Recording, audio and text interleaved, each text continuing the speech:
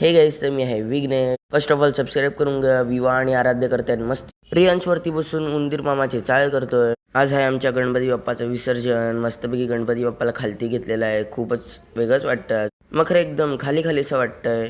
शेवटची आरती होती, मग खूप काय जोरात जोरात वाजवत होतं माझा भाऊ.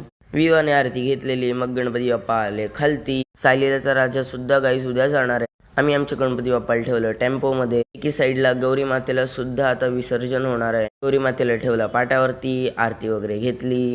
मग आम्ही निघालो होतो आमच्या दोन्ही गौरी माता घेऊन, गणपती बाप्पाला घेऊन. विसर्जनाला आराध्य फटाके फोडत होता.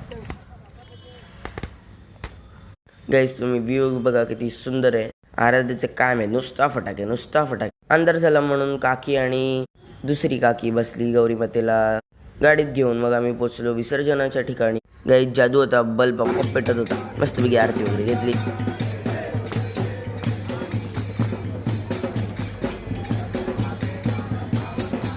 गाईस, खूपच इमोशनल फिलिंग येते. आता गणपती बाप्पा होता विसर्जन.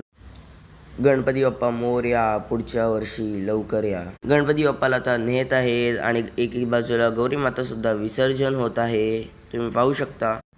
विसर्जन वगैरे झालं सगळं. भरपूर जण आलेले त्यांचे गणपती बाप्पा विसर्जनाला. मग गेलो घरी. आराध्य वगैरे रियांश विवा सगळे खात होते.